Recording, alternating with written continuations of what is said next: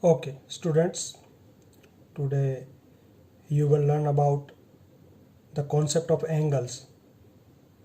It is from lesson number 4, basic geometrical ideas. Okay, you have studied so many concepts before as points, lines, line segment, parallel lines, intersecting lines, polynomial, polygons. Okay और अभी अब आप पढ़ेंगे angles के बारे में। तो angles के कॉन्सेप्ट को समझिए।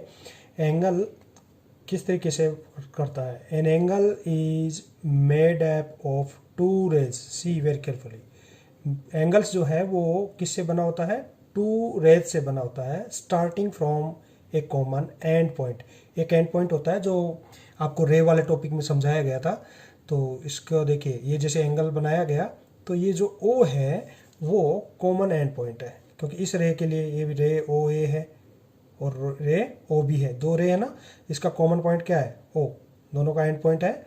और इस तरीके से हम इसको एंगल कहेंगे। एंगल का डेफिनेशन क्या हो गया, an angle is made up of two rays starting from a common end point. Clear. अब इसमें दो रे होगी ना, इन दोनों रेज को क्या कहेंगे, यहाँ ये टू रेज जो आप देख रहे हैं ये आपकी कहलाएगी आर्म्स। इस एंगल की क्या कहलाएगी, आर्म्स या साइड बोल सकते हैं। रेज आर कॉल्ड, ये ओ ए जो रेज है वो और ओ बी जो रेज है, इस पूरे एंगल की क्या कहलाएगी, साइड्स कहलाएगी और आर्म्स कहलाएगी, आर्म्स ऑफ एंगल। और जो ये ओ देख रहे हैं आप, इसको ये क्या है, कॉमन एंड पॉइंट है। इन दोनों रे का कॉमन एंड पॉइंट है, इसको वर्टेक्स कहेंगे।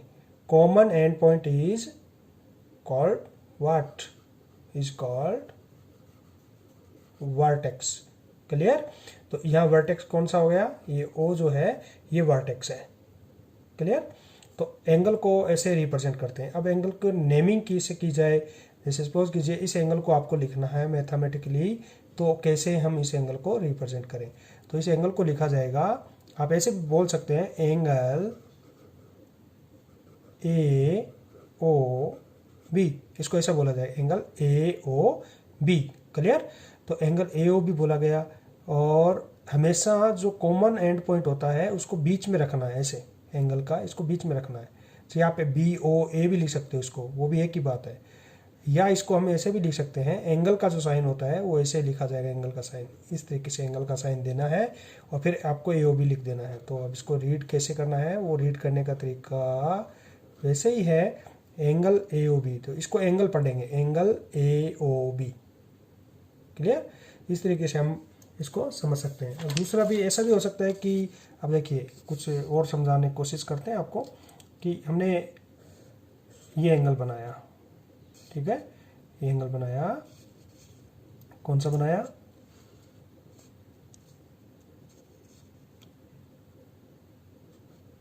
सपोज कीजिए this is P, this is Q और दिस इज आर। ओके, ये पूरा एक एंगल बन गया पी क्यू आर। तो इसको हम कैसे लिखें, एंगल पी क्यू आर, ऐसे रीड करेंगे, एंगल पी क्यू आर। और या इसको ऐसे भी लिख सकते हैं, एंगल क्यू को बीच में रखना है आपको, चाहे आप इधर से स्टार्ट कर दीजिए चाहे इधर से एंगल में, ठीक है, आर क्यू पी भी इसको लिख सकते हैं, एंगल आर क्यू पी, दोनों को ऐसे लिखा जा सकता है। अब देखिए अगर मैं इसको ऐसे ले लूँ, सपोज कि ये एस है, ये ओ है, ये टी है, तो ये यहाँ क्यू कॉमन एंड पॉइंट था, यहाँ ओ एंड पॉइंट है, इसको हम कैसे लिखेंगे, angle S O T, S O T. या और क्या लिख सकते हैं, angle T O S. Common end point को बीच में रखना है। क्लियर हुआ बच्चों, इसके लिए इसको एंगल्स को ऐसे समझना है। अब हम इसको समझने के लिए एक्सरसाइज के कुछ प्रॉब्लम लेते हैं। एक्सरसाइज 4.3 में हम कुछ प्रॉब्लम समझने की कोशिश करते हैं। मैं आपको समझा रहा हूँ। जैसे ये क्वेश्चन नंबर 4 का 4.3 एक्सरसाइज के क्वेश्चन नंबर 1 है। क्लियर। 1 में क्या लिखा, क्या करना है, नेम द एंगल्स। ये एक आपको क्वाड्रिलेटर बना हुआ है, 4 साइड का है, इसलिए इसको क्वाड्रिलेटर बोलेंगे। इसमें कितने एंगल हुए, देखो 1। अब देखो एक एंगल ये हो गया, एक ये हो गया, एक ये हो गया, एक ये 4 कोने बने ना, कॉर्नर एंगल्स बनाते हैं। देखिए ये 4 एंगल बन गए। तो हम इसको कैसे और लिख सकते हैं, जैसे एंगल ए भी लिख सकता हूँ मैं, इसको क्या लिख सकता हूँ, एंगल ए, इसको एंगल ए लिख सकता हूँ। और क्या लिख सकता हूँ, और इसको मैंने अभी बताया था ना आपको, इसको बीच में रखना है इस एंगल को, तो डी ए बी, पहले इसी की बात करेंगे, डी ए बी, मैं इसको एंगल डी ए बी बोल सकता हूँ, डी ए बी। और मैं क्या बोल सकता हूँ, बी ए डी, इसको मैं एंगल बी ए डी भी कह सकता हूँ। ये तीनों एक ही चीज़ है, इसको एंगल ए बोल सकते हैं, एंगल डी ए बी कह सकते हैं, एंगल बी ए डी, तीनों में से ऐसे कुछ भी। अब सपोज कीजिए बी को लेना है, तो बी का नाम क्या होगा, एंगल बी भी बोल सकते हैं इसको क्या कह सकते हैं, एंगल बी। और बी को क्या कह सकते हैं, ए बी सी, बीच में ले लो इसको, तो एंगल ए बी सी। और ऐसे ही C B A, angle C B A, ठीक है। अब सी को भी क्या बोलेंगे, इसको एंगल सी कह सकते हैं, और सी आ गया तब क्या, बी सी डी, इसको एंगल बी सी डी भी कह सकते हैं। और क्या कह सकते हैं, D C B, angle D C B, जो कॉमन है उसको बीच में रखना है। अब इसकी बात करें तो इसमें एंगल डी, इसको एंगल डी भी कह सकते हैं। और क्या बोल सकते हैं, इसको डी को बीच में रख के क्या, ऐसे ऐसे डी को बीच में रखना, तो इनसे बनेगा एंगल, तो ए डी सी, इसको हम एंगल ए डी सी भी कह सकते हैं। और इसे एंगल सी डी ए, ये भी इसको कहा जा सकता है। इस तरीके से 4 एंगल्स हैं, और इसे एक एंगल को ऐसे तरीके से लिखा जा सकता है, ठीक है। ये आपको इसमें ध्यान रखना है। अब चलिए दूसरे इसमें प्रॉब्लम को सोल्व करने की कोशिश करते हैं। ये आपको दे रखा है इस तरीके से, क्लियर। इसमें क्या है, ये एक डायग्राम दे रखा है, इसमें एक एंगल तो ये बना हुआ देखो, ई एफ ओ ई, ये एंगल बन रहा है, एक तो ये वाला बना है ना ये एंगल, दूसरा इससे ये भी बन रहा है एक एंगल, ये भी बन रहा है देखो ये वाला, तो 2 एंगल बन रहे हैं यहाँ, ओके। आपको पूछा क्या है, इन द इंटीरियर, इस वर्ड को देखिए, इंटीरियर मतलब अंदर, of angle D O E, D O E के अंदर कोई पॉइंट बताना आपको, in the given diagram name the point, point बताना है, उस नाम उस डायग्राम के अंदर होना चाहिए, ठीक है।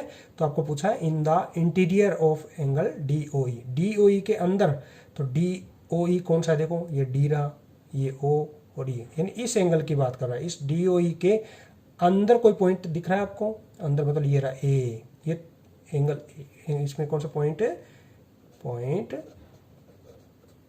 ए, इंटीरियर देखिए अंदर ही है, ठीक है। दूसरा क्या है, इन द एक्सटीरियर, एक्सटीरियर का मतलब बाहर की तरफ, exterior of angle E O F, इस एंगल के बाहर। तो पहले इस एंगल को देखो, ई ओ एफ कहाँ है, एंगल ई ओ एफ कौन सा है, ई ओ एफ, ये रहा एंगल ई ओ एफ। इस एंगल के बाहर बोला है, तो बाहर कौन कौन से पॉइंट नजर आ रहे हैं आपको, इस एंगल के बाहर देखो ए भी है ना, ए है, डी भी है, ये बाहर ही तो है, इस एंगल के बाहर है ये, ठीक है।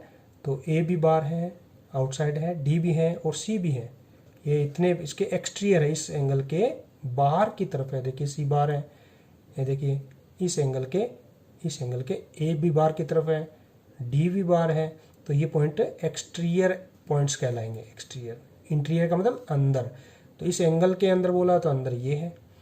फिर है on angle E O F, E O F के एंगल के ऊपर, तो पहले ई ओ एफ एंगल कौन सा, देखो ई ओ एफ, इस एंगल के ऊपर कौन सा पॉइंट नजर आ रहा है, देखो ये रहा बी, बी इस पॉइंट के ऊपर है, तो इसमें पॉइंट आ गया पॉइंट बी, पॉइंट बी। इस तरीके से बच्चों इनको समझना है और आपको कोशिश करनी है।